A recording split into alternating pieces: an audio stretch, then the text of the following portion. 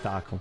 E aí o começo do nascimento desse povo aqui, né, dos russos, né, Moscou, tá aqui concentrado nesse territóriozinho pequenininho. E aqui eles eram muito vulneráveis e foram Moscou destruídos. Tá mais ou menos por aí. Mais pro lado aqui da Europa, tá muito perto da Bielorrússia, tá por aqui assim.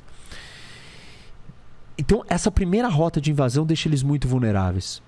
A segunda rota de invasão é o norte da a planície do norte europeu, que é um espaço que ele vem desde aqui. Aqui é uma planície, forma um grande corredor de passagem. Sai da Alemanha, da França, Bélgica, Holanda, Alemanha, Polônia. Vão estar aqui mais para baixo. Isso, né? Que são as montanhas dos Cárpatos. Que é uma cadeia de montanhas que ela vem aqui fazendo uma curva na Romênia e tal. E ela faz um pouco assim. Então, e você tem essa segunda rota de invasão. Isso faz dos russos ficarem numa posição muito vulnerável. Exato. E para eles conseguirem existir e sobreviver, aí eu voltei lá atrás na história. Tô falando no começo da criação da nação russa. Ele precisa se proteger. E a primeira coisa que ele faz é resolver o problema da primeira rota. Como que ele resolve esse problema? Expande. Então deixa eu expandir para cá. E deixa eu ocupar. Ele vai ocupando. Vai ocupando. Vai ocupando, vai expandindo. E ele vai conquistando. E aí ele expande para cá e para cá. Por que para cá? Se der tudo errado, a gente perder esse território, perder Moscou, que era o Principado de Moscov, que era o nascimento, o primeiro ponto ali.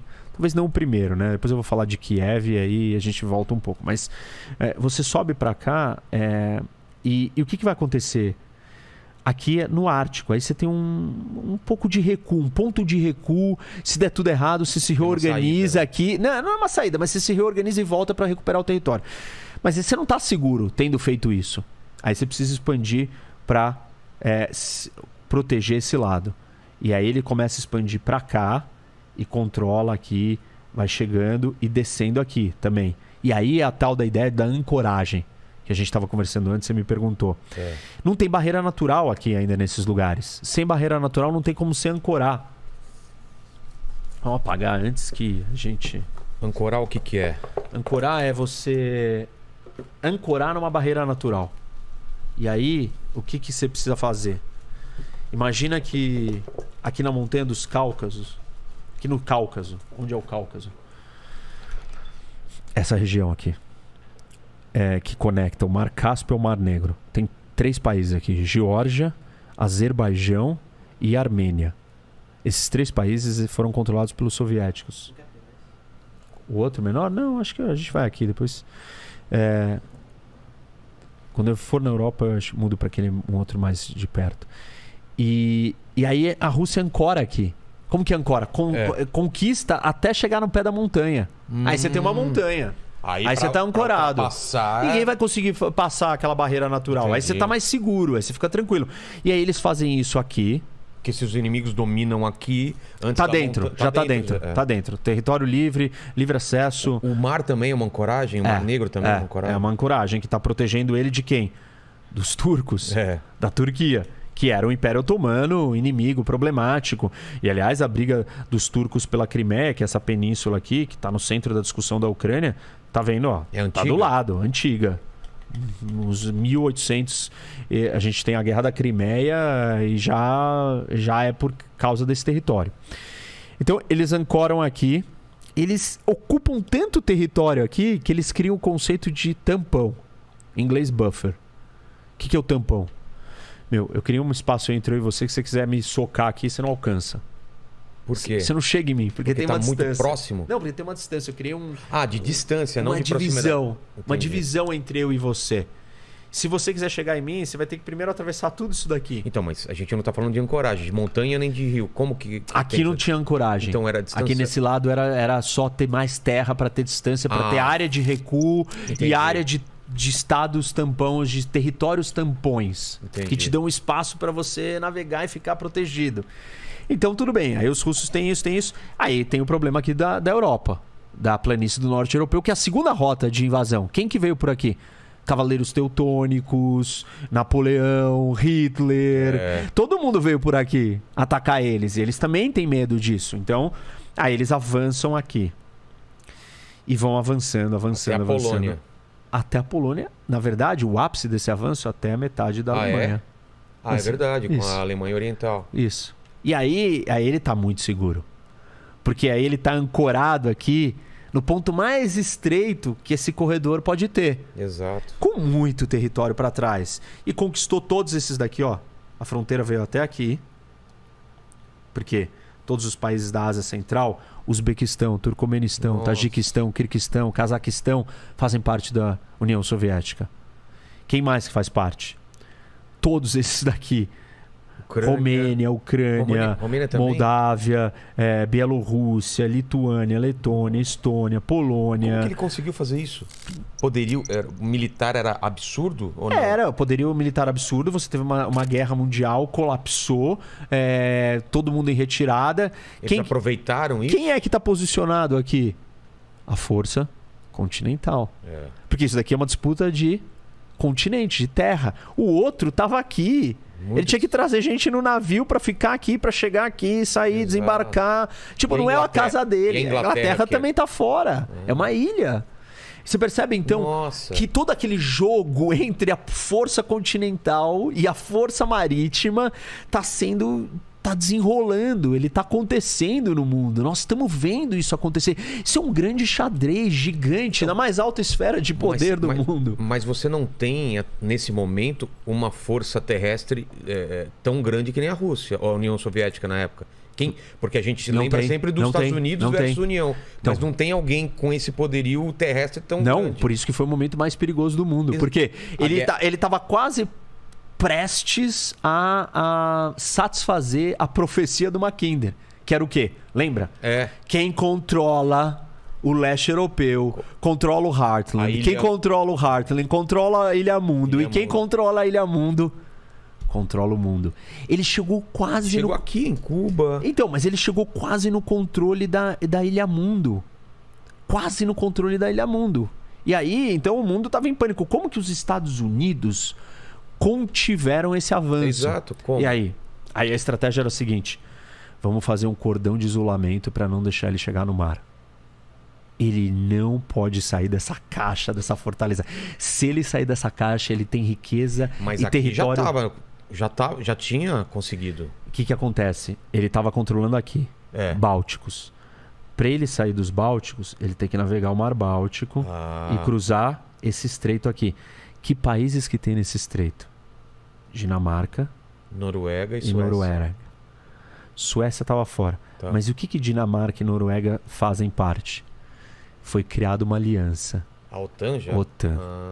Aliança do Tratado do Atlântico Norte. Uma aliança militar que tinha um objetivo: manter os russos fora do controle Esse era o principal da objetivo. Ilha Mundo. Caramba. Ponto. Nós não podemos deixar ele acessar o território marítimo. Ele não pode chegar nos mares. Acabou se ele chegar. Porque ele já está muito grande, ele vai estar muito rico, ele vai construir uma grande frota naval e vai acessar as outras ilhas do mundo. Essa aliança bloqueou o acesso soviético, a saída soviética por aqui, e bloqueou o acesso soviético, a saída soviética por aqui. Porque os soviéticos controlavam a Ucrânia, certo? Romênia, tudo isso daqui, né? E aí eles têm acesso ao Mar Negro, então. Controlavam Geórgia, controlavam todos esses países. Mas para sair do Mar Negro você precisa passar nesse estreito, que é Bósforo, da Turquia. E aí a Turquia então tem que fazer parte do quê? Da OTAN. Da OTAN. Porque a gente tem que fechar as saídas e estrangular. Ah, mas por que ele não sai por aqui? Porque Vladivostok tá aqui, ó, nessa parte do mundo. Esse mar aqui congela. Nossa. 4 meses por ano. Ah, por que ele não sai aqui por cima? Tudo congelado. Rússia não tem acesso a mares que não congelam. O único que não congela é o Mar Negro. E para ele sair do Mar Negro, ele precisa passar da Turquia. Ele precisa passar pelo estreito. A Turquia era da OTAN. Fizeram um grande cordão de isolamento. Nossa. Uma estratégia de contenção e não deixar ele crescer. O que mais que eles falaram? Se você avançar mais um milímetro na Europa, nós vamos usar bombas atômicas. Usaremos bombas atômicas. Por quê? Isso foi uma ameaça velada ou foi uma Real. coisa... Real? Real. O poderio bélico de soldados e tanques da União Soviética era incomparável ao poderio e às forças terrestres do resto que sobrou do Ocidente. Entendeu? Porque olha o que sobrou de espacinho aqui pra você ter de gente aqui pra conter tudo isso daqui. Então o único jeito era você usar armas atômicas e falar assim, se você tentar conquistar o resto da Europa, você vai cruzar uma linha e eu vou usar bomba atômica. E esse era o pânico da Alemanha, voltando pro que eu tava falando no começo, entendeu? Imagina a Alemanha olhando pra essa situação falando assim, vai ter uma guerra nuclear e vai ser em mim. Porque, aqui era onde chegou o máximo. Então a guerra ia ser ali, ia ser na Alemanha. Isso criou um pavor, seguido de uma história de destruição, de terror, que foi o nazismo, o Holocausto, a Segunda Guerra Mundial e tal. Então os alemães saíram dali com uma cultura diferente. Bom, o que aconteceu? Quando a Rússia ficou desse tamanho gigantesco, ela se deparou com outro problema. Antes os inimigos estavam do lado de fora da fronteira, certo? Claro. Eram os mongóis, eram não sei quem, vindo atacar. Agora, parte desses povos inimigos... São dentro. São parte do território que eu conquistei. E eu tenho que gerenciar eles. E aí nasce um imperativo geopolítico para a Rússia, que é gerenciar e administrar esses povos que não são seus povos. Como que você faz isso? Estão muito felizes de estar junto. Claro. Como que você faz isso? Você precisa simplesmente de um aparato de segurança interno, de repressão monstruosa. E aí tem um monte de aberrações, desde genocídio fabricado na Ucrânia causado por fome, campos de concentração, campos de concentração na Rússia, extermínio, migração forçada, relocação de gente. Nossa. Tipo assim, você tem que criar uma engenharia do terror aqui. Mas porque esses territórios anexados, eles tinham alguma coisa relacionada à Rússia? Alguma coisa que ligava eles? Não. Ligavam eles à Rússia? Eles eram outros povos diferentes, que em vários momentos da história chegaram a conquistar territórios na Rússia. Então você teve Império Polonês, você teve força ucraniana, você teve alemão, prussiano, você teve os franceses, você teve os turcos, você teve os mongóis, você teve um monte de povos aqui que brigaram, viveram, se mataram. De repente eu faço parte de uma União Soviética que eu não quero estar. Isso, de um Império Soviético que em momentos cresceu, né? Primeiro o Império Russo e depois virou o Império Soviético. Por que eu tô falando do Império Soviético? Porque foi o ápice do tamanho desse negócio. Foi o máximo onde eles conseguiram chegar. Nesse momento, não dava para os russos se sentirem mais seguros. Lembra do problema das rotas? Ele tá seguro. Aqui ele tá seguro. Mas o problema vem de dentro agora. Começa a implodir. Porque todo mundo aqui quer se separar. Todo mundo não quer ser subjugado. Todo mundo não quer produzir, plantar e alimentar o russo. Porque o que o russo vai fazer? A história da família da escassez. Eu vou dar comida para quem? Primeiro para os meus. Primeiro para os meus. Quem são os meus? São os russos verdadeiros. Então, se sobrar... Vamos pegar a comida da Ucrânia e vamos mandar para Moscou. Ah, mas a Ucrânia tá passando fome? Ah, não importa. Caramba. E assim, e aí começa toda a loucura. Esse negócio se torna tão insustentável porque ele é tão gigantesco, mas tão gigantesco, que na analogia de um dos pensadores das relações internacionais a baleia venceu o urso. Quem é a baleia? Estados Unidos? Isso. Que é uma potência o quê? Marítima. Por isso a baleia. E o urso, uma potência terrestre. Então, mas o que os Estados Unidos fez além de esperar e torcer por essa implosão interna? Ele criou... fomentou isso também? Ele ajudou Claro. Esses caras aí? Fala, se vocês saírem, a gente te ajuda. Ele tentou ajudar tudo que ele podia, só que existe uma cortina de ferro aqui que não permite a comunicação, não permite a penetração. Tentavam constantemente alimentar a resistência, ajudar, armar, transmitir rádio com valores, com ideias democráticas de libertação, de protesto, de não sei o quê. Mas basicamente foi o capitalismo que derrubou essa cortina ou não? Foi. Foi basicamente, tipo, o modelo econômico disso daqui não se sustentava. Exato, né? Ponto. E aí, olha que interessante. Você tinha um problema, né? Que era... a Europa já tinha se matado 1 milhão de vezes aqui, passando 1000 anos ou mais se matando, e não parava. Os americanos precisavam arrumar um jeito da Europa parar de se matar. Para resolver esse problema, eles tinham que juntar 2 rivais tremendos, Alemanha e França, numa aliança. Qual era o projeto que poderia criar essa aliança? União Europeia. Vamos trancar esses 2 juntos numa aliança econômica que vai virar um grande projeto de unificação do continente europeu como um todo. Esse projeto nasce para segurar os ânimos da Alemanha, manter a Alemanha quieta. Outra parte do projeto era: temos que manter os russos fora. Esse projeto para manter os russos fora, OTAN. OTAN tinha a função de manter os russos fora da Europa, encolhidos. A União Europeia tinha o projeto de fazer eles serem fortes, unidos e não brigarem entre eles. E você precisava manter uma outra força aqui dentro para sustentar tudo isso, que é os Estados Unidos precisam estar aqui. Então, premissas do fim da Segunda Guerra Mundial: Rússia fora, soviéticos fora, Europa unida e Estados Unidos dentro. Que fez parte dos aliados. E de repente eles... Isso, mas aqui é pós, né? Segunda Guerra Mundial. Mesmo sendo aliados, todo mundo falou: meu, esses caras... Não, depois que eles viram a vantagem, primeiro porque eles tiveram um acordo com Hitler, eles já começaram a ocupar metade da Polônia de um lado, a Alemanha foi do outro. Saíram os nazistas, chegaram a entrar os russos, tá a mesma coisa. Metade já estava com ele, a mesma coisa acontecendo na Ucrânia, entendeu? Para onde que a Alemanha podia expandir? Mas só voltando um pouquinho. Tá. Você tem a OTAN e a Rússia tem algum tipo de coisa para medir forças com a OTAN? Ou era só a União Soviética? Boa pergunta. O Pacto de Varsóvia. O que era esse pacto? Que era uma aliança militar que o objetivo era contrapor a OTAN. Então a União Soviética juntou toda essa turma aqui, todos esses territórios conquistados, e colocou juntos numa grande aliança militar para contrapor a aliança da OTAN.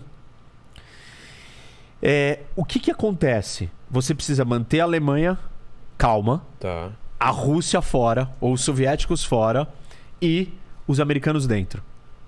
Você faz isso de 3 maneiras. Você reconstrói a Europa, você cria a União Europeia e você cria a OTAN. Reconstruir a Europa significa que esse mercado vai ser pujante, vai ter dinheiro, vai comprar, vai ter que criar laços comerciais com os Estados Unidos. A União Europeia resolve a briga interna entre eles. E a OTAN une todo mundo para ter força suficiente para segurar esse território aqui que quer expandir, porque o tabuleiro está desenhado desse jeito, porque o mundo foi dado desse jeito. Todo mundo vendo isso. Isso. Então, esse era o plano. Mas e o medo deles, dos Estados Unidos, virar uma nova potência e subjugar eles? Não existia? Não, porque os Estados Unidos estava salvando e ajudando eles. Financeiramente? Tava, plano Marshall. Plano Marshall. Reconstruiu a Europa. Os europeus não tinham dinheiro para gastar com arma para entrar na OTAN. Eles estavam quebrados e destruídos. Os Estados Unidos falaram: deixa comigo. Isso, beleza, eu vou reconstruir vocês. Tá aí, toma. E outra coisa, não podia ascender mais ao poder nenhum nacionalista louco, fascista, falando: tá vendo, nós estamos destruídos pra guerra por causa dos outros, vamos matar todo mundo, é tudo culpa de todo mundo. Se você deixasse a situação econômica com esse cenário degradante, você ia facilitar certas ideias políticas prosperarem. Entendi. Então você precisou simplesmente dar um jeito dessas pessoas verem perspectiva de vida na democracia, na economia aberta. E aí os Estados Unidos começou a criar laços com ele. O Reino Unido a Inglaterra naturalmente já tinha um laço mais fechado com os Estados Unidos, então precisava convencer França e Alemanha. Isso, e o resto da Europa precisava prosperar, e o Reino Unido também estava quebrado e destruído. Todo mundo estava destruído. Todo mundo estava destruído. Então precisava reconstruir a Europa inteira. Plano Marshall, ele vem fazer isso para reativar a economia, melhorar a qualidade de vida, dar esperança para as pessoas, e elas olharem e falarem assim: bom, eu não vou ser refém do quê? Do discurso simplista que vai dizer que não, vocês estão passando fome aqui na União Soviética, ninguém passa fome, todo mundo tem tudo, é tudo igual para todo mundo. E o apelo dos partidos comunistas na Europa, dada a situação, era muito grande naquela hora. Ah, é? Então você tinha que fazer alguma coisa rápido. E a estratégia foi fazer isso.